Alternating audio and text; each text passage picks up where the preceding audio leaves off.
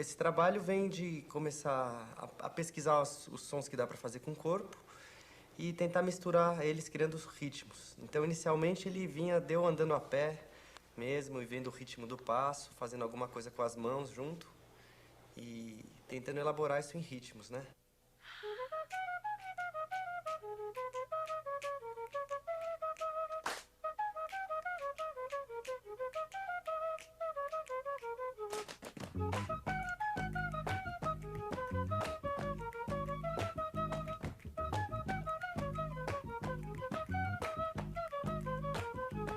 O início foi assim, através de primeiros sons do pé, depois começando a explorar os sons do peito, dos estalos e da palma, que por si só já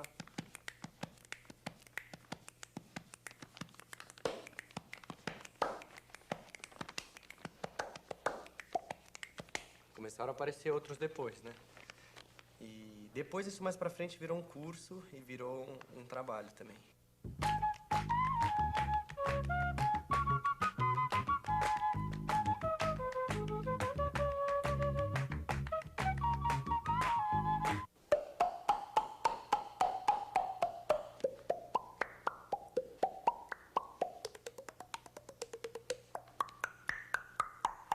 Fora a variedade de palmas, né?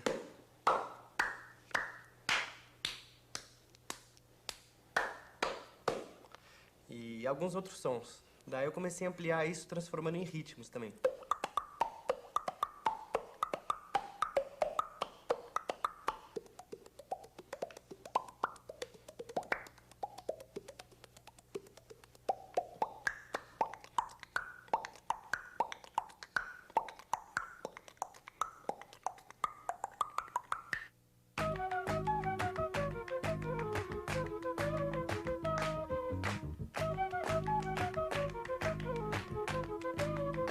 Atualmente tem dois projetos ao mesmo tempo. Um do grupo, que a gente tenta se apresentar, um grupo musical, fazer um espetáculo, e o projeto didático continua.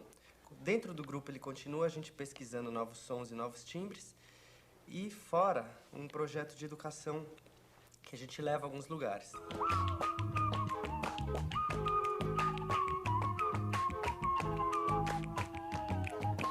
Você ouve um samba, você ouve um afoxé, você pensa, o surdo está fazendo isso, o tamborim está fazendo isso, o agogô está fazendo isso. O que poderia ser cada um desses? Por exemplo, um agogô.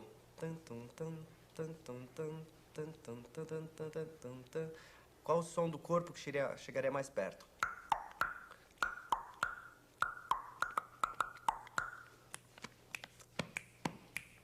Um surdo, uma coisa mais grave, estaria aqui. Os dois juntos estariam.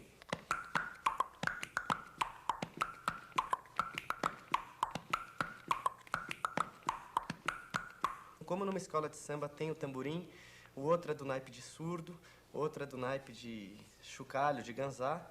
Só que a gente tem uma possibilidade de um momento para outro mudar, né? Você não precisa trocar de instrumento. Você fala já e troca, já tá outra coisa. Coração tem ritmo, respiração tem ritmo, passo tem ritmo. Qualquer coisa tem ritmo.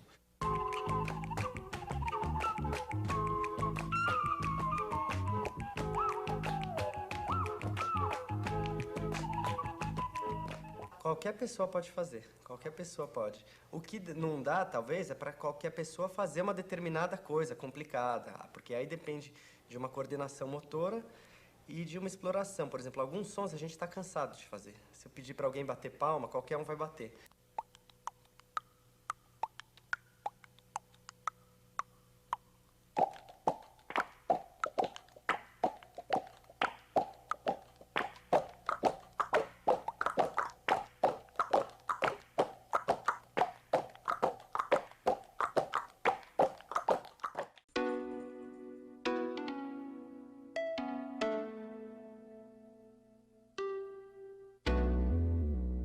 Eu sou muito radical em relação a essa imagem romântica do artista inspirado. Eu acredito que o artista tem que trabalhar. A gente faz uma obra baseada nos próprios elementos, na própria linguagem que nós criamos durante os anos do nosso trabalho. Eu tenho uma ideia, vamos dizer, alguma coisa que surge, que ela é, na verdade, continuação de um outro trabalho que é anterior. Às vezes podemos dar grandes saltos, mas eu acho que na maioria das vezes nós damos pequenos saltos, mas sempre continuando, não grandes saltos que nos permitem voar e depois cair no chão e não ter como continuar.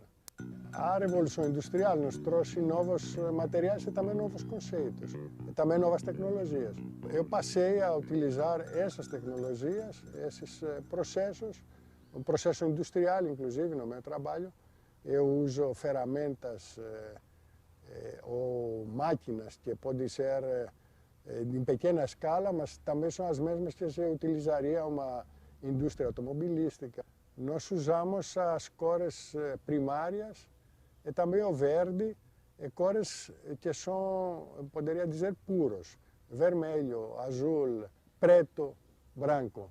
Na verdade, é uma cor que cobre a escultura, quer dizer, ela protege a escultura, mas ao mesmo tempo ela participa, ela dá ênfase na presença da forma, na presença, inclusive, do próprio material. Nós tivemos uma influência europeia muito forte, hoje uma influência que vem dos Estados Unidos, e que também ela às vezes pode impor alguns padrões culturais, mas eu acredito que, na verdade, a escultura que eu faço hoje, ela é produto da minha vivência aqui no Brasil. Pode ser que o meu pensamento, alguma coisa, a minha personalidade foi moldada na Grécia, mas o meu trabalho escultórico, ele foi feito só aqui no Brasil. Eu acho que o lazer, inclusive ligado à arte, é um problema de disponibilidade. Quer dizer, no momento que somos disponíveis, realmente nós vamos apreciar. Vamos ouvir música, vamos ver um filme, mas temos que ter tempo. Quando o Lula nasceu, uma estrela brilhou, a parteira de plantão para o povo anunciou, Deus trouxe para este mundo um homem trabalhador. Lula não é diplomado, mas é muito inteligente, conhece bem o Brasil e os problemas da gente, sabe o quanto o sul é frio e quanto o Nordeste é quente. Brasileiros, eu os convido aqui. Na realidade, o cordelista, ele sempre foi um repórter do sertão, né? Isso há 50 anos atrás, quando a televisão não tinha o poder que tem, quando ela não tinha o alcance que tem hoje. Quando acontecia um fato importante, o cordelista ele reportava de uma maneira mais avantajada, entendeu? E também ele produzia os cordéis de ficção, daquela que a cobra comeu boi, essa coisa toda, né? E eu acabei fazendo um cordel mais urbano, né? Eu escrevo mais o cotidiano. O meu trabalho é um trabalho mais urbano. Então os cordéis tradicionais, em geral, eles tratavam de fatos relativos à região, a filha do fazendeiro que casou com o peão, essa coisa toda, né? E no meu caso eu faço um cordel de pesquisa como esse que eu acabei de citar para você. Como é lindo rever 609, todo o povo vai ser. Eu escrevo sobre assuntos com os quais eu me identifico, tipo o Zumbi dos Palmares, o Lula mesmo, que é um cara que veio de origem humilde. Porque na realidade o meu trabalho, eu fujo um pouco da regra. Eu não faço um cordel, aquele livreto tradicional. Eu faço uma coisa mais caprichada, né? Tipo esse meu trabalho, que é o Lamarck, Herzog e Outros Heróis, que é um livro de 64 páginas, entendeu? Então eu fujo um pouco, agora usando o mesmo formato de cordel. O cordel não é feito à orelhada, o cordel ele tem uma métrica, ele tem uma musicalidade. Se você vê a Elba Ramalho, o Fagner, o Luiz Gonzaga, o falecido, então eles gravavam cordel.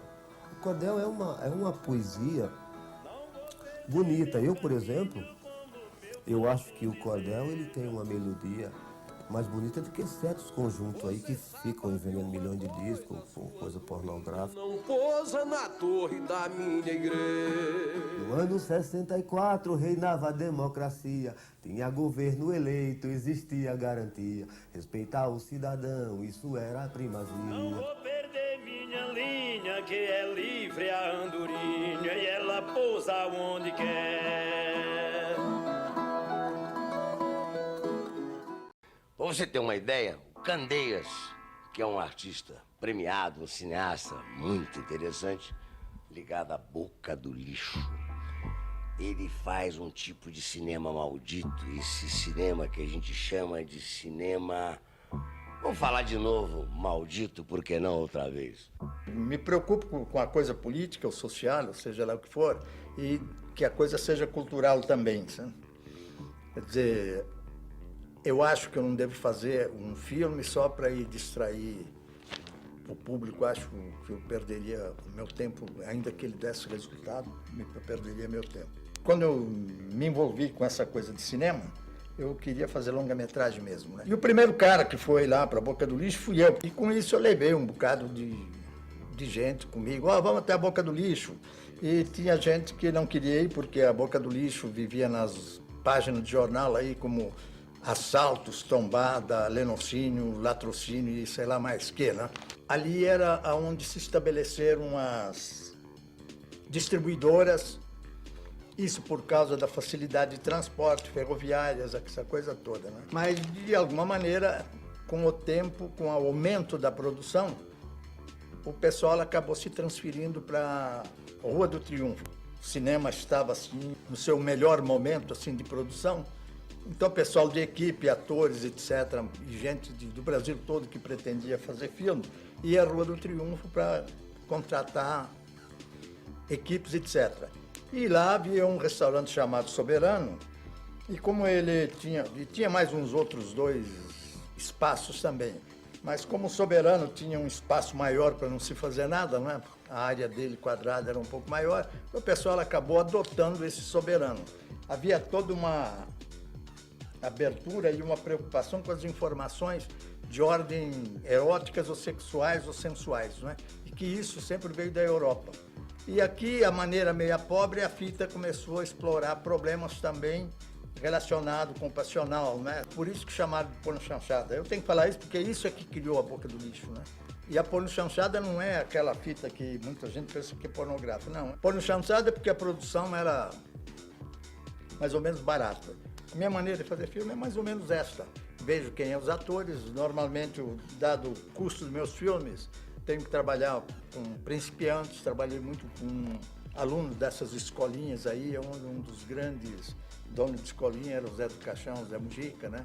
Numa das coisas lá, dizia, vejam só, um cara, motorista de caminhão, deixou a cabina, a boleia, coisa, saiu e fez essa fita, etc, né? Então os caras, se esse cara faz fita, né, faz isso, eu também faço, né? E isso contribuiu para um bocado de gente se animar a fazer um filme, né? Câmera em cinema é o diretor, depende dele, mas eu dou ao câmera e o iluminador tudo que eu quero, às vezes até a luz, né?